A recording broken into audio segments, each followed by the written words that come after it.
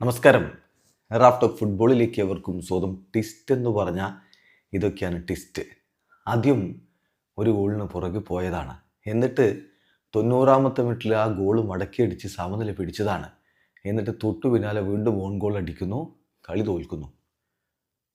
ഇതാണ് വോൾസിന് സംഭവിച്ചിരിക്കുന്നത്. ആഴ്സണലിന് വിലപ്പെട്ട 3 പോയിന്റുകൾ ലഭിച്ചിരിക്കുന്നു. 2 ഓൺ ഗോളുകൾ. വോൾസിൻ്റെ 2 ഓൺ ഗോളുകളുടെ ബലത്തിൽ 2-1 ഇപ്പോൾ ആഴ്സണൽ വോൾസിനെ പരാജയപ്പെടുത്തിയിരിക്കുന്നത്. അഴക്കുഡെയറാണ് വോൾസിനായിട്ട് ഗോൾ കണ്ടെത്തിയത്. ഏതായാലും ഈ മത്സരത്തിൽ ആഴ്സണലിൻ്റെ മുന്നേറ്റങ്ങൾ നയിച്ചുകൊണ്ട് സാക്കയും ഗ്യോക്കറസും ഗബ്രിയൽ മാർട്ടിനെല്ലിയുമാണ് ആദ്യ 11-ൽ ഇറങ്ങിയിരുന്നത്. മറുഭാഗത്ത് ലാർസനും ഹോങ്ങും ചേർന്നുകൊണ്ടാണ് വോൾസിൻ്റെ മുന്നേറ്റങ്ങൾ നയിച്ചത്. കളിയുടെ ആദ്യ പകുതി ഗോൾ രഹിതമായിരുന്നു.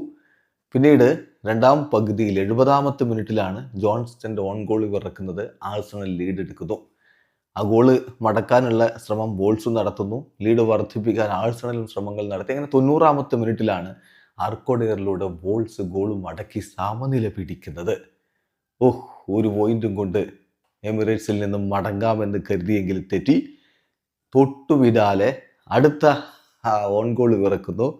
മൊസ്ക്യാഡയുടെ own goal 2-1. അതോടുകൂടി ആഴ്സണൽ വിജയിച്ച് കയറി. ഏതായാലും ഈ കളിയിൽ ഇപ്പോൾ 12 മാസങ്ങൾക്ക് ശേഷം ഗബ്രിയൽ ഹീസസ് ആഴ്സണലിനായിട്ട് പ്രീമിയർ ലീഗിൽ കളിക്കാൻ ഇറങ്ങി. അദ്ദേഹം 10-300 ദിവസങ്ങൾക്ക് ശേഷം ആദ്യമായിട്ട് കഴിഞ്ഞ UCL മത്സരത്തിൽ ഇറങ്ങിയിരുന്നു. ഇപ്പോൾ പ്രീമിയർ ലീഗിലും അദ്ദേഹം മടങ്ങിയെത്തിയിരിക്കുന്നു.